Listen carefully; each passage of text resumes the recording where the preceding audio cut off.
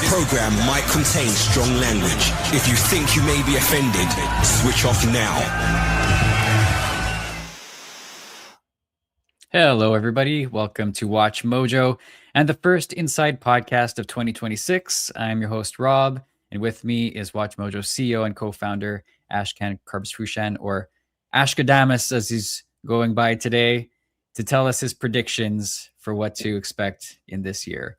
How's it going, Ash? Happy New Year. Happy New Year. It's like, what is it, the 7th or 8th of the month? And it's like, I need a drink. It's been draining, starting with Maduro. One night I was down south. I think it was after New Year's. So I'm like, tonight I'll go to bed relatively early. I caught the Habs game, probably on an illegal stream, despite being a paying client. And I'm like, I'll go to bed. I wake up in the morning and I read Maduro taken to U.S. I'm like, this is crazy. Anyway, we're a week in. Iran may be undergoing possibly a revolution. It's crazy. So, I mean, again, we're not even like January. What a way to start the year. It's been a long week, hasn't it? It's been a very long week, yeah. Have you made any resolutions for this year? Are you into that type of thing? I used to be. I'm doing dry-ish January. We'll leave it at that. No, but that's every year I try to do that. No, my resolutions are actually continuations, not to get too serious, of things that I started last year, like not overthinking, being more in the moment, not worrying about things that realistically the odds of happening are like less than 1%. And yeah, but otherwise, like the things that I'd already started, like perspective and gratitude a few years ago, I've kind of maintained those. How about you? Any resolutions? Well, it's kind of the same. It's like continuations, reminders more than resolutions. But if I had to identify one, I'd say that my goal for this year is less input and more output. So, produce before I consume, because I just feel like I should be making more stuff, whether it's like music or creative writing or something like that. I just want to produce more this year. So that's my big goal. I mean, the reality is, I've touched on this. Human beings were either consumers or producers of content or things, and it changes, right? Like when I was young, I used to just read a lot of articles and just take it in, watch TV. And then obviously when I started media, I started to write as a prolific columnist. Then with WatchMojo, been involved directly or indirectly with so much content, documentaries, books. And it's funny because, there was a period where I went to becoming more of a consumer again, like catching up on shows. And now, again, I'm shifting back to producer. So here we go. Yep, that ebb and flow. So let's pick it up where we kind of left off at the end of 2025, the latest big project that you've been working on. What's the latest update on your Montreal Expos revival project? Yeah, I mean, I would love, obviously, I think we are going to talk a little bit about Venezuela and Maduro, not just specific deep dive into it. There's people that know more, but how it affects America, Canada, how it affects Iran, what's happening in Iran. Sorry, and then a little observation about private equity as we celebrate our 5-year anniversary with our private equity investors. But yeah, so the Expos, I mean, let's start like this. Last night I was at the Habs game and I was in a section which has like a kind of a restaurant for fans to go and eat before. And next to me, there was this father and dad, and kind of first half intermission, before the game, we talked about the food and the experience in the area. Second intermission, we talked a little bit about, or the first intermission, we talked about the Habs and the roster and just how amazing and what a great job the organization has done. And then at the end of the second intermission, I go, oh, by the way, if you don't mind my asking, were you ever Expos fans? And if you think they'd ever come back, and kind of open-ended question. And he's like, honestly, if they come back, I'd be the first to be buying season tickets. He's like, frankly, it's funny you mention it because he's like, I thought this file was closed, but he's like, about a month ago, I was driving and I was listening to the radio, and he's like, I heard some guy on the radio was talking about bringing them back, and I was sitting there with my daughter, and I got a bit like verklempt. I was a bit emotional. I didn't say anything. I was gonna just leave it at that, but he's going on and on. I swear to you, there were witnesses. So he's like, because I was switching back between Francais and English with him, as many Montrealers do. And he's like, and he sounded like you. And And then he was like, at the same time, he was like, was He's it you? realizing. My daughter's like, this guy. Anyway, so weird, interesting, but captures, I think, the excitement, the hope, nostalgia, but really more hope and yearning to, for lack of a better word, make Montreal great again. I think Montreal, seeing the Blue Jays run, not just on the baseball diamond, but the windfalls that the city had with over $100 million of economic activity in the playoffs. I think Montrealers may not have wanted to admit it, but now with my, just playing my little part to push this project forward, I do think there is this collective of, excitement and growing, hope that at least we could put our best foot forward to Major League Baseball. So where are we at? This is Major League Baseball's decision. Next year, they're going to have their labor issues, collective bargaining agreement, possibly work stoppage, and that will probably lead to a new deal with a salary cap and a salary floor, meaning some owners may be like, yeah, I don't want to pay that floor. The stakes are too high, I want to sell. So there's going to be more movement. I do think Montreal's best shot is through expansion. And then the year after the CBA, obviously the league will look at renegotiating media rights. That affects revenue. And then after that, what I've read is Commissioner Manfred does want, before retiring, to kind of bring two teams through the expansion. And I won't lie, I think Montreal was probably, not in the mix. I think in the last 45 days, we've gotten a lot of traction. As I educated myself, I learned that, the era of sports club ownership is no longer about the one wealthy guy like a Jerry Jones or a Arte Moreno who goes and says, I'm worth $1 billion. I'm going to sign a check for $100 million and buy this shiny toy. It really is institutional capital plus a big anchor investment plus a few strategics and whatnot. So, being a conservative fella, I would never say, financing secured for the PE, but using the jargon of investments, I think the PE tranche will be oversubscribed. The league caps ownership of a team to 30%. They don't care about the stadium financing as much. So the PEs will probably fund even up to 100% of the stadium. So my kind of goal right now is to go and find that anchor investor, that high net worth individual or family office. Historically, obviously, MLB wants that person to be local. I may be a 5% owner. I made no claims that I would ever, have the means to be that big anchor investor. But me being in Montreal, speaking to people that know MLB a bit better, and, they're like, look, if you're bilingual, you have a track record, you're a sports fan, you have a clean sheet when it comes to governance and all that. They don't want some fraudster, joining their fraternity or sorority and fraternity, for lack of a better word. So I'm very confident. And then I didn't really try. I thought it was premature to get like an advisory group together. But, I know my strengths and I know blind spots. So in the last 30 days or even 15 days while on vacation, it's like I put something on X, which was like the WWE, when like you're like one man in the ring against 5-6 people, and then out of nowhere Stone Cold comes rushing into the ring to help you before he hits you with a chair, in the back. But so it's going really, really well. This is just comparing Montreal, the fundamentals of Montreal vis-a-vis the other cities. I wish all the cities really, really well. But I think on the merits, Montreal's size, 3-4 million population, French, that the world loves to blame everything on Quebec being French, but French is an advantage, I believe, to any league because it gives them a gateway into Europe, gateway into African countries that speak French. So ton of traction. I don't know if Yvonne, you want to bring up the Context is King link, but the other thing is like, so I didn't want to name people because I want to still be somewhat. I don't think anybody will say I'm off the radar, but I'm like kind of Mr. X, the maestro, the conductor, the chef. We got Colonel Mustard, who's like a titan of governance. The former CEO of a major global enterprise. Like, I think he brings a lot more credibility with corporate Canada, corporate America, Quebec Inc. We got the connector, somebody who is a well-known figure in media, aka Nick Furry. He is connecting me to a lot of investors.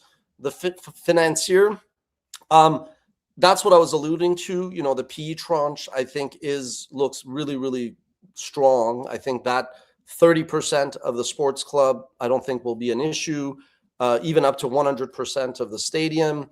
The banker, aka Moneypenny, one of the largest, you know, again, like these are all very purposely arm's length, informal. You know, I myself don't want to commit too quickly until I really get some more, you know, kind of reassurances that, you know, nobody's wasting their time and nobody's getting too excited. The engineer is aka Scotty, is actually my brother-in-law, who I've already alluded to. He brings me a lot of confidence in the real estate piece, connecting me to the right builders eventually. The implementer, aka Sam Y, somebody that knows, you know, a bit early, but like somebody that would be able to figure out, okay, what does a tech-enabled, tech-powered campus and stadium and all that look like? And then, of course, you know, we've talked about AI, but AI has been a great tool in terms of research, in terms of me just firing off emails, you know, taking a template that I would create and adapting it to like hit up 50 family offices. And again, very premature, but like of the 50 or so outreaches that I made to high net worth individuals or family offices, you know, I was doing this over the holidays when I was down south. I've already gotten 5 to 10 responses. I got a couple of passes saying, you know, this is really exciting, good for you, but it doesn't fit. But I've gotten 5 to 10 individuals who are not the principals, admittedly, but they work as analysts and they work as you know, even more like chief investment officers at some of these family offices that are like, this is really interesting, curious to learn more. You know, but it's kind of, as I say, this racket is interest, intent, and action, and my goal is to funnel as much of these people to, you know, get to the action phase. So I'm extremely bullish. Started to look at land as well. You know, yesterday I wrote something about vision. Vision could be big kumbaya idea, big strategy, but lowercase vision is just understanding the path ahead. You know, in Montreal, we always talk about, you know, I think there are places like near the old Hippodrome, Blue Bonnets, Royal Mount could work. I don't think that would be really fair to people in South Shore. I think it creates a bit of friction for people downtown. There was a space near Costco. I actually emailed Costco this morning. I connected to their head of real estate and I said, look, I go, would you be open to building a new Costco? Those buildings that, you know, Costco buildings don't cost that much to build. I'm like, it doesn't really matter to you if you are where you are on Bridge Street or if you're like across the street. If you would be willing to sell that land that your Costco is on, boom, there's the 750,000 square feet up to 1 million, ideally even 1.5 million square feet of space that would house not just a stadium, but the 4C creative, cultural, commercial center that I've kind of outlined, which is really what I think most sports leagues want. It's also what most investors want. I don't think most investors are that interested in just a sports team.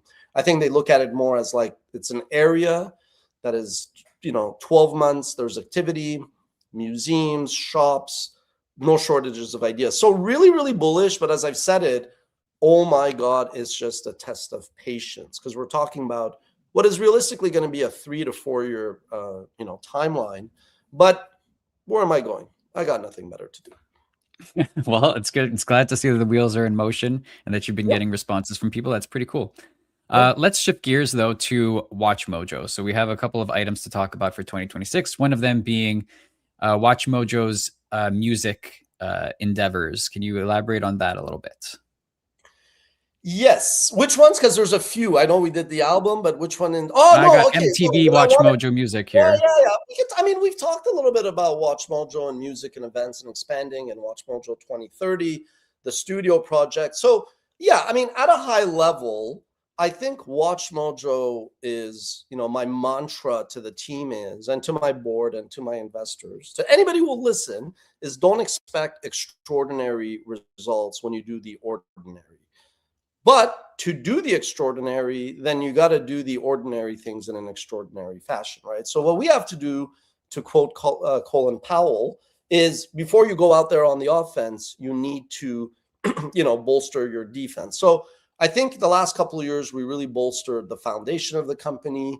we really, really improved all the processes, yada, yada, made sure that the right people were in the right positions on the field, so to speak. And now we just don't want to lose momentum because we entered our third growth phase in our 20-year history, and officially we'll celebrate our 20-year history January 23rd. And it's crazy because we have 2 more members, making it about 10 teammates who have been with us for over 10 years. It's crazy. And we probably have 6 or 7 that have been with us for over 15 years, so it's great rare. Culture, great team. Yeah. No, so the what I read was more that MTV was shutting down. And it was just a comment about how, you talk about resolutions. So throughout the 2010s, like we had conversations with Time Inc. to take Fortune, Time, Sports Illustrated, and to kind of videofy them, for lack of a better word, just reimagine the brands as video-centric, digital native brands. And when MTV shut down, I was like, it's a shame because WatchMojo, it's more known for movies, TV, gaming, but same way we branched out gaming into Mojo Plays. I had emailed Paramount Skydance, and I was like, hey, there's the email. I was like, if you guys are going to kill MTV, why don't you license it to us? And then we would basically take all of our music programming. We got thousands of bios and top 10 lists and on all the top artists. But again, sometimes not fake news, but you got to read the fine print. I don't think MTV, at least as of now, has shut down the flagship MTV channel. I think what they shut down was just all of the kind of, for lack of a better word, the derivative secondary channels or, the non-English channels. But it just goes to show that as WatchMojo itself grows, I've talked about how a lot of people come to me sometimes. They're like, oh, WatchMojo, used to watch that when I was younger. I'm busy now. I don't work. And then we kind of win over new fans. Yeah, I don't know. Like, does MTV mean anything to younger generations? It's like SI. We've talked to SI over the years. It's flattering. It's a good challenge. But I'm like, do kids really, even Bleacher Report, even newer brands, think of Barstool. Even that's a brand that's been around for 20 years. So I don't really know if those legacy brands mean as much. Me as a media historian, media, operator, yeah, I mean, it's great if you were to kind of have a brand like MTV, but at the same time, maybe it is easier to always just start with a clean slate, Yeah, it's hard for me to say. Maybe I'm off on this, but I kind of feel like the younger generations are not as attached to brands as we once were. It seems to have shifted away from that to some degree. Yeah, I mean, during the golden era of television, nobody was really like a fan of NBC. They were a fan of Seinfeld. They were a fan of Friends. They were a fan of SNL. And so I think what you saw with the YouTube generation is even when PewDiePie, when he was like the king of YouTube, like before Mr. Beast became the current undisputed king of YouTube, PewDiePie had to deal with until the next guy comes. Yeah, well, that's if there is a next guy, because the clutter is hard to cut through. This is true. That is, just the reality, I feel. But I remember when PewDiePie had to deal with Maker Studios, and he wanted like to pull people over to Maker.tv. It flopped, So I used to say, ironically, people are still more loyal to YouTube than to creators, even the Mr. Beast, even the PewDiePies. If those guys leave the platform, I really don't think that people are going to follow them to some website. I think, it's like even when Mr. Beast, to his credit, did his deal with Amazon, sure, it got some views, but it's not like people stop watching him on YouTube, right? So I do think people are more loyal to these individual creators than brands, but I still think people are still today more loyal to YouTube than to any single creator. So that's another paradox of this racket. Yeah, that makes sense. I think with the MTV specific example, though, there is a lot of nostalgia for that brand in particular. And our viewer, Taekwon Williams, hey, Taekwon, what's up? Thanks for joining us. Says, I kind of miss MTV networks like MTV 80s, 90s, and 2000s and Nick Music. So I feel like a lot of people have that kind of little nostalgia bug for brands like MTV that kind of hit their peak and then faded and are kind of on their way out. Well, I think kind of it was like Blockbuster, innovative. Well, yeah, no, it's innovator's dilemma, right? I mean, if you're Hmm. Blockbuster, Netflix is like the plague. You're not interested in that. And if you're MTV, people say music, videos shifted to reality TV. I mean, those are all like details. I think it was more ultimately that the internet was on demand, so people could watch whatever the hell they want, and television just could not really compete with that. So, yeah, I mean, look, if tomorrow Paramount got back to us and was like, yeah, you know what, that's not a bad idea because we're going to cut MTV in a year. If you guys want to run with it, let's figure out the business terms. I think that's compelling, to be honest. I don't want to be a hypocrite, but I think it's more of a corporate profile thing that would be good for us. I don't necessarily think that audiences are going to care. Audiences are going to care about the content. They're going to care about, like, what is it that we're programming to inform and entertain. But Yeah. yeah. So moving Probability along, very low, let's put it that way. fair enough. Part of what we wanted to do with this episode was kind of examine what the first week of the new year can foreshadow about the rest of the year. And a lot's happened. So we have some United States news, some international news to talk about. So what do you want to start with? Well, I mean, we could start with the world.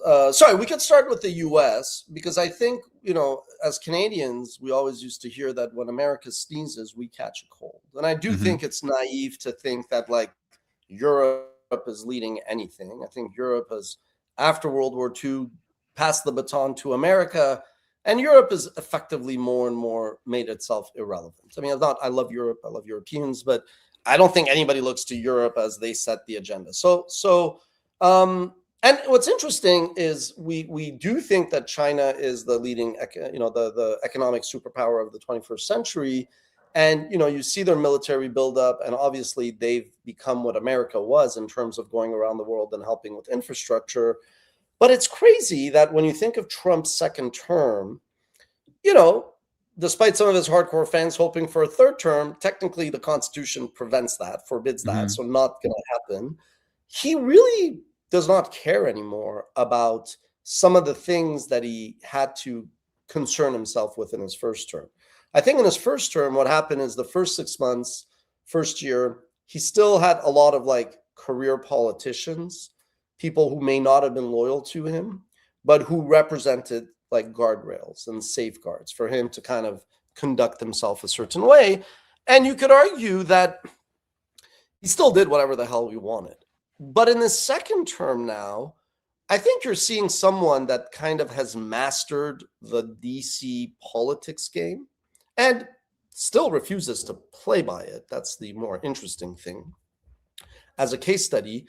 But, if you look at what happened on the day when Chinese diplomats were in Venezuela, and Venezuela, kind of like Cuba, is under the, obviously, as a communist country, they're under like the China and Russian sphere of influence.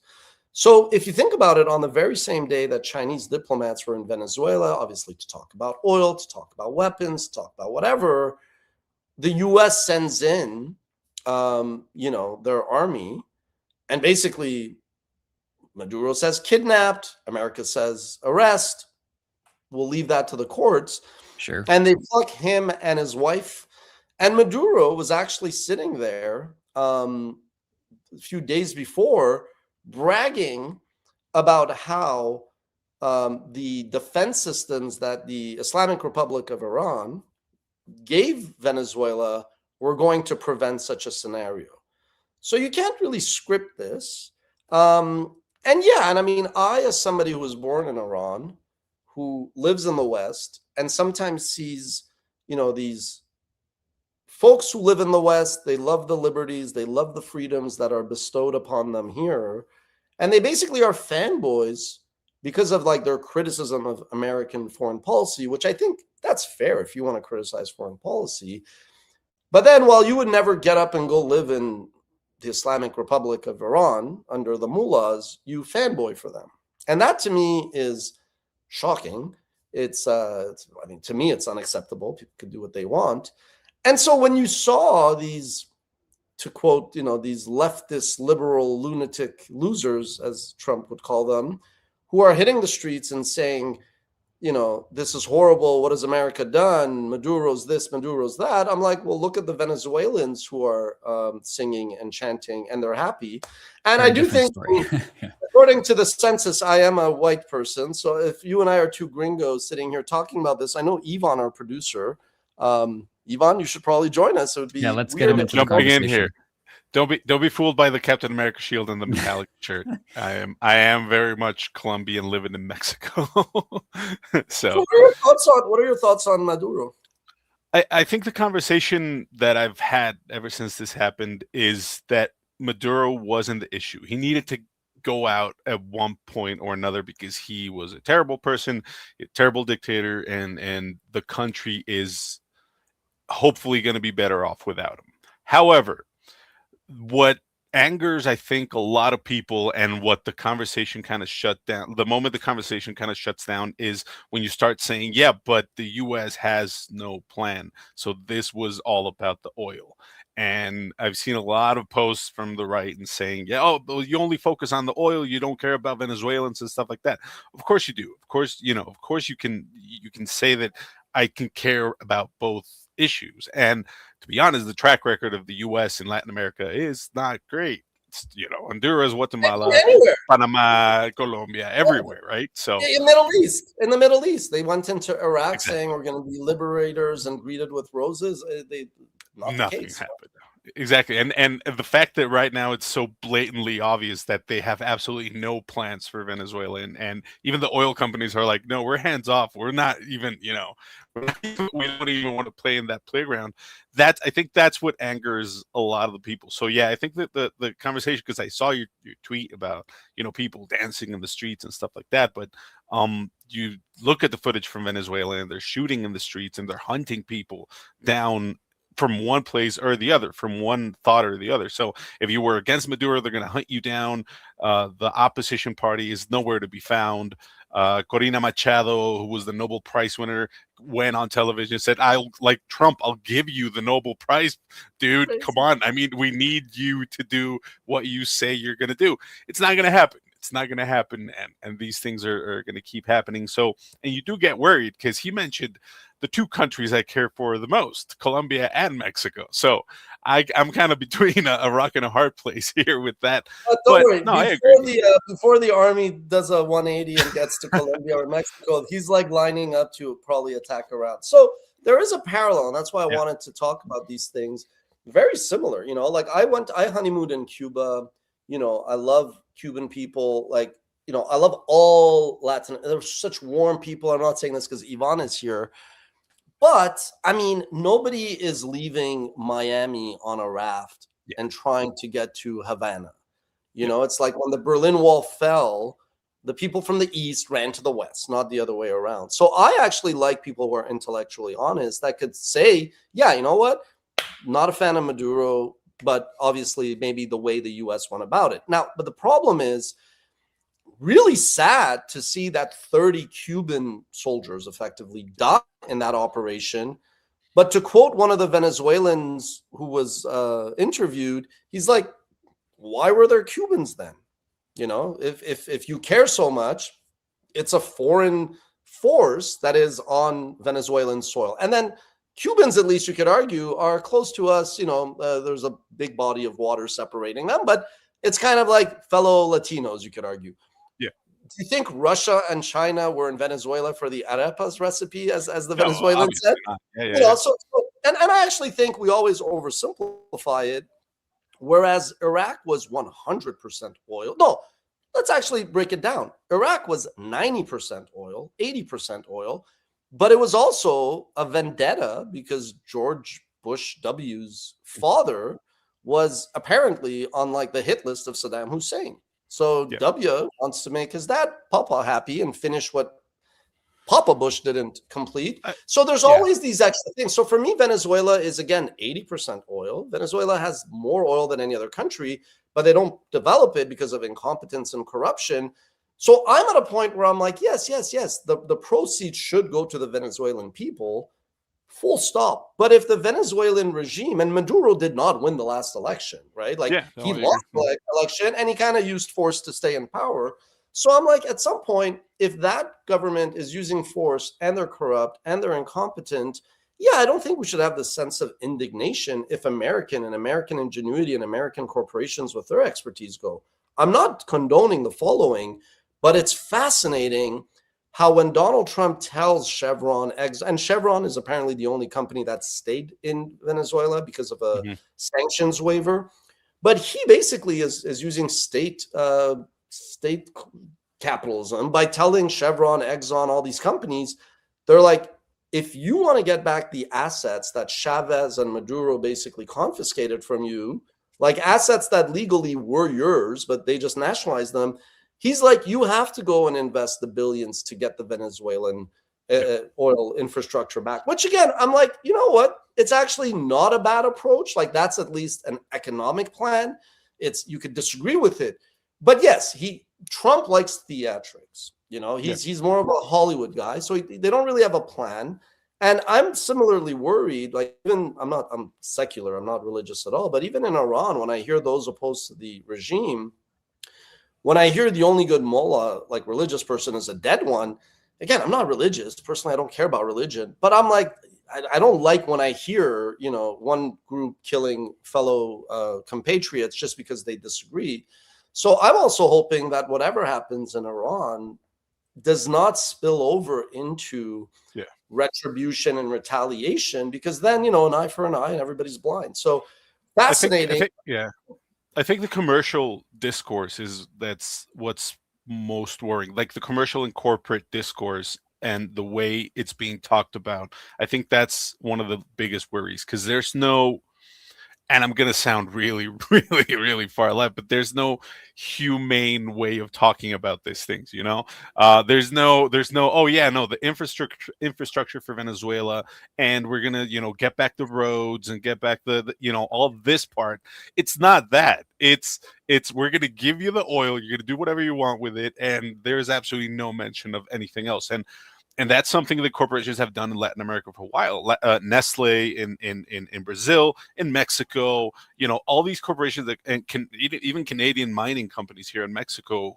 It was a big debate here because they're strip mining the hell out of the landscape in Mexico. And, it's business and it's innovation and stuff like that, but it's not sustainable and it's not there. So I think it's that, and the fact that it can be replicated, and the ideas that he used to kind of excuse the actions can be replicated somewhere else, like Greenland or Mexico or Colombia. I think it should worry a lot of people. And one thing I did tell my friends, I have a couple of friends that live in the States, are like, you guys should be super pissed that you guys can't afford healthcare, and here's this guy running Venezuela, So I think that's kind of like where it should go. Like, you should be super angry that this is happening, because he doesn't care. He literally doesn't care, like you said.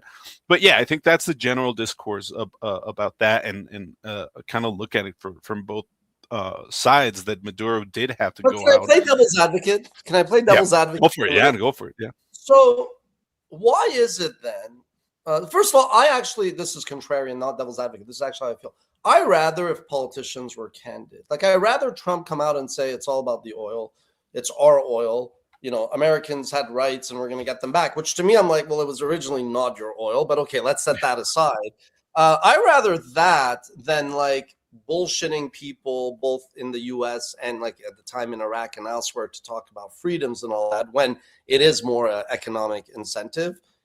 So I personally don't mind it if politicians at least are candid with their, no matter how, distasteful.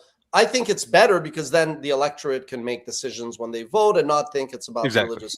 I mean, I think that's, go for it. Yeah, go. No, but the devil's advocate part is like, if you are concerned about Americans not having like health or infrastructure crumbling, but you go and say, well, what's happening in Minnesota with the Somali fraudsters and the daycares, you are branded a racist. When I'm like, yeah, I don't care if they're from Somalia or from from Sweden. It's just wrong, right? Like if at face value, prima facie, that is happening, where they're saying we have 1,000 students to get a credit per child, but really there's no kids. Let's just like simplify it. That should outrage Americans. But if you raise your hand, you're branded racisto. Whereas I'm like, yeah, bullshit. It's not racist. It's these people are criminals, regardless of where they're from. And so that seems to be problematic. But when I see, yes, the leftists, I grew up as a more Democrat, but I don't see how the Democrats should be anywhere near the White House ever again for a foreseeable future. When I see the Democrats out there, in these protests that clearly are organized by some foreign forces, because each one of those posters costs hundreds of dollars. I don't see the poor struggling students having the money to go print 300 of those posters that are perfect, that a year ago said free Gaza, 6 months ago said some other slogan. Today it's saying lay your hands off Venezuela, Maduro is a saint or whatever. So I'm like, why is it racist, or why is it like bad to criticize all of that behavior which harms America? Because to me it's like a cliche. At the end of the day, Venezuelans will probably be better off with what Trump did, not condoning how they did it, but there's no like pretty cute way. The supreme leader of Iran, Ali Khamenei, the Shia martyrdom complex is massive. I myself a couple nights ago retweeted saying, hey, if it is true that he's going to flee to Russia, that is going to be huge. And people are like, Ash, your takes are usually good, but this guy's not going to leave. I'm like, it's not impossible. It's unlikely. But I don't support any foreign forces hitting Iranian soil. But at some point, if this thing keeps killing Iranians, I don't care. I'll look the other way if somehow someone's just sent to martyrdom on a one-way ticket fast track, if it means less Iranian lives are killed, right? So I kind of look at it as where 2026 is you do have this very vocal minority of people that are like, Trump is bad, Maduro, this was illegal. They don't know the history. They don't really know the details. I do feel like the left is really making themselves like unvotable now. I do think there's this silent majority that is probably happy that Maduro's gone, that is happy that Donald Trump, he doesn't have a plan, he likes theatrics, but no Americans were killed, right? Like it was like relatively I think there were a couple of injuries in a helicopter they got. Yeah. Okay, they did. Okay, but no casualties. I don't think so, no. Yeah. But 80 civilians, but yeah.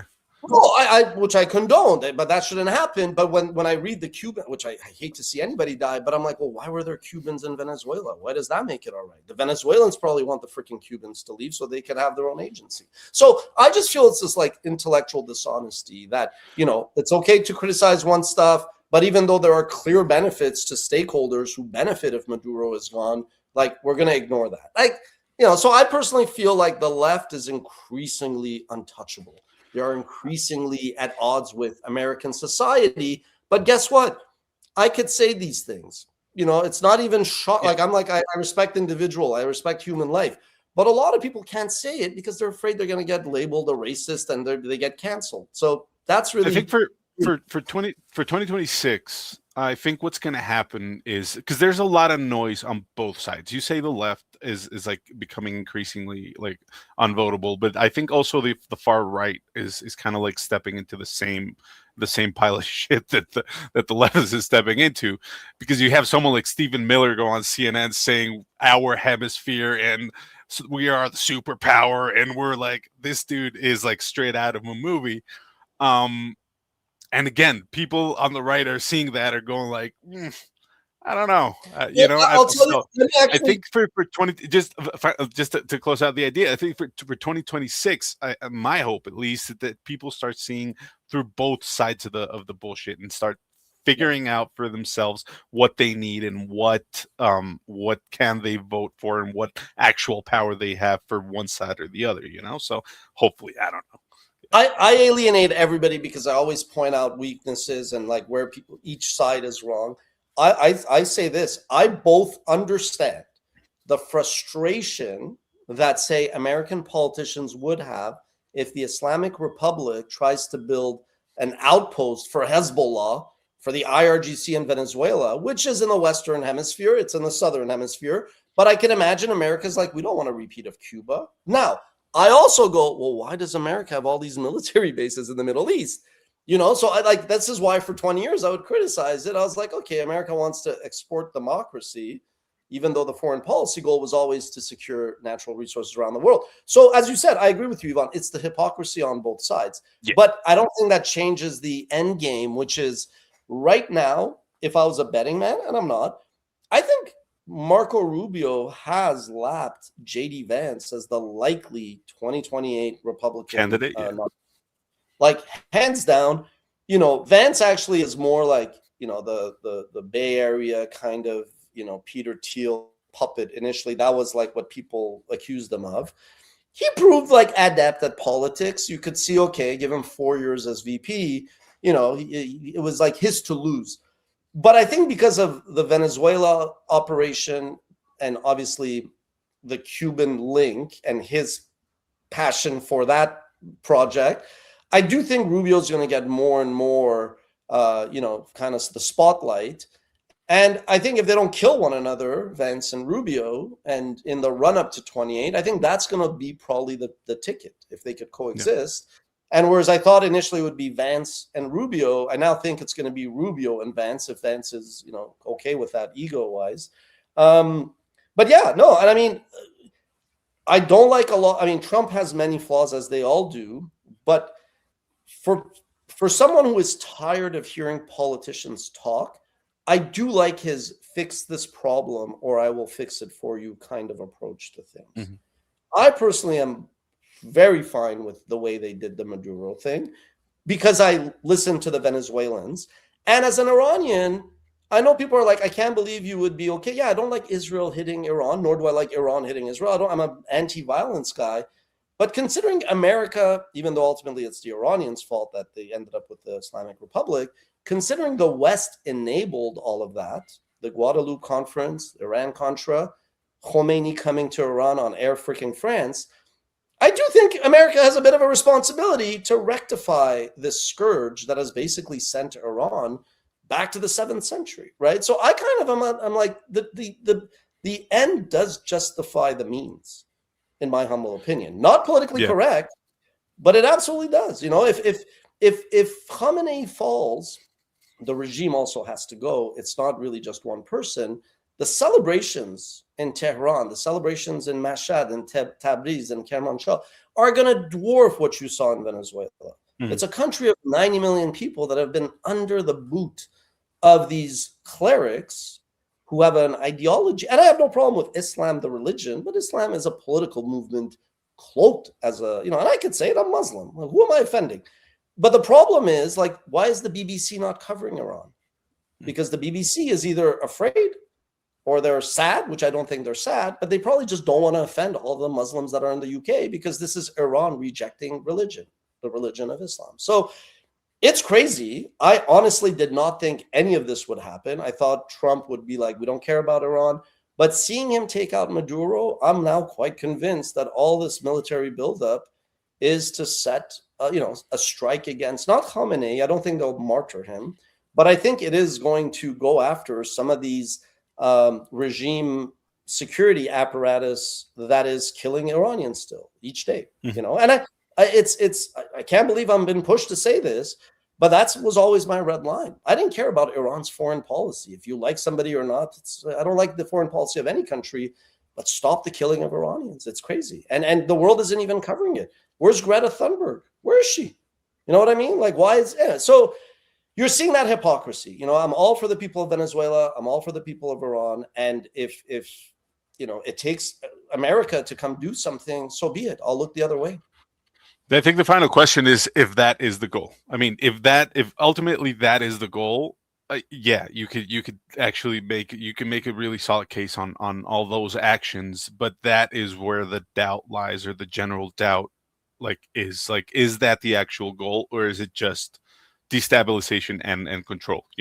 But So the European countries, I think, don't care, despite all their nonsensical, values of centuries ago and the Enlightenment and all that. I think the EU is like, well, we don't have the power to do anything, and if the status quo, Iran does whatever it does, let them be. We can't change anything. I think the difference is, frankly, Trump. He's like, okay, if I'm not going to get a peace prize, then I want my legacy to be that who, Biden upped the bounty on Maduro, I think, from 10 million to 25 million.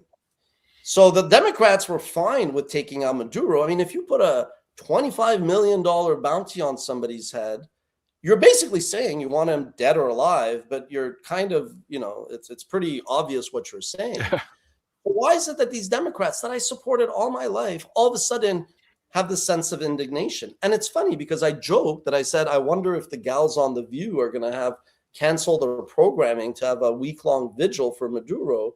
But thankfully, Ana Navarro, who's a Latina, she's a Hispanic gal, she was like, no, I'm glad he left. And you could have these seemingly mutually exclusive positions that I'm happy he left. But yeah, maybe the way the U.S. went about it. But in the end, it's moot. There was no other way to do this without the U.S. doing what they did, So I can't believe it. I like to be objective. Trump, for his objectives, gets really high grades. He's doing the things that all these other politicians have talked about, but he's doing it. It's a bit like when people criticize Bibi Netanyahu, who's a bit of a sociopath, like all politicians, and 80% of CEOs are sociopaths as well. Like politicians are narcissistic sociopaths. But I always say, Bibi is not the leader of the Arabs. He's not the leader of Canada. He's the leader of Israel. So all that matters is how Israelis and Jewish people feel about him. That's who he's accountable for. So Trump, he doesn't care about the lefties. He doesn't care about what Europe thinks of him. He will go down as I loved Obama. I really liked Obama. But in hindsight, Obama just continued the disastrous policies of W. Bush. And Obama and Biden are the ones that sent billions to the mullah so they could keep killing Iranians, just so that maintain the status quo. Whereas the most popular name in Iran is going to be Donald. They're going to be like, Donald actually stepped up and did something. Yeah. I mean, one thing that is coming out of this whole Trump thing is he is very much exposing all the loopholes and all the safeguards that they thought they had in place for these kind of situations. So I don't know. Hopefully there's a little bit of change in that end as well. Yeah. Well, I feel like I got a crash course in all of this from you guys. You remember when I said that my New Year's resolution was to consume less? Well, that applies to the news too. So most of my knowledge has come from this conversation. All right. I'm going to go back to producing, guys. Keep it going. All right. Thank you for that. All right. Bye.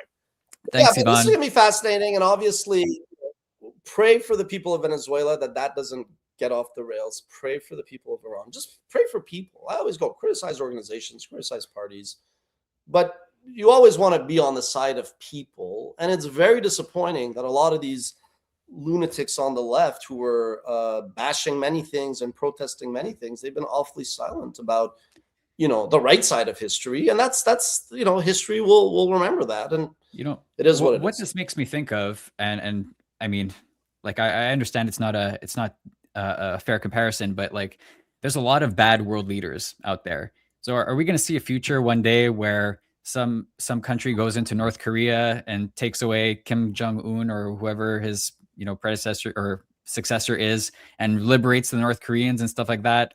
I feel like there's a lot. Well, here's the thing. One of the reasons why like Russia and China and Iran and a lot of these countries under the Axis, they probably looked at that operation that the US pulled off, impressed, envious, and fearful, right? Like if Russia could do that to Zelensky, yeah, maybe they would do it. If Samsung could send a SEAL team to North Korea, they would consider it. It's that they can't. Mm-hmm. So a lot of these people who are whining, it's because they can't, which in a way is actually, not to go back to the Expos, I understand a lot of people, not a lot. I understand why some people may not like that I threw myself into the ring. You know, citizen in the Man in the Arena by Roosevelt. That's a great speech. You know, like people can talk, people could say, but in the end, you got to throw yourself in the mix. But people may not like what Trump did. And not that I'm comparing myself to Trump. Some people may not like the way I'm going about bringing the Expos back, but they're not important in that sense. So you they're know, not like doing it. they're not doing it. They're Yeah. not doing it, right? And like as an entrepreneur, like I'm very coachable, I'm very respectful, but entrepreneurs, we don't ask for permission. So Donald Trump doesn't actually, okay, you could argue he needs congressional authority for certain things, but history will judge him as somebody who did what everybody else talked about doing. Absolutely. Let's end this on a lighter note. I enjoyed this tweet that you shared about how, you know, what is this? This Which guy, one? this saw a lot sandwich, of- the sandwich, Oh. the Philly cheesesteak. Yeah, Can you set that up for us? How private investment doesn't always make things better. Well, it's not just private equity. Okay, so this is I go, how could we be helpful? Don't be stupid. So this guy's talking about Jersey Mike's. So Jersey Mike's sold to Blackstone, a private equity fund. Smart guys.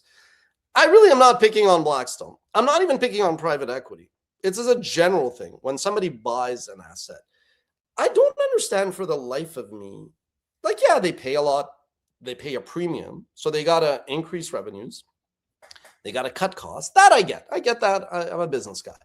But I don't understand how you think it's not going to shoot you in the foot. Like, do you think subs are that unique and demand for Jersey Mike's is that elastic that if you clearly don't put enough meat in it, or if you charge too much, or if it goes from a 12-inch to an 11-inch kind of sub kind of dynamic, do you really think your clients are going to tolerate that and maybe once or twice, but not go eat somewhere else? Like, I'm very lucky. We're very lucky.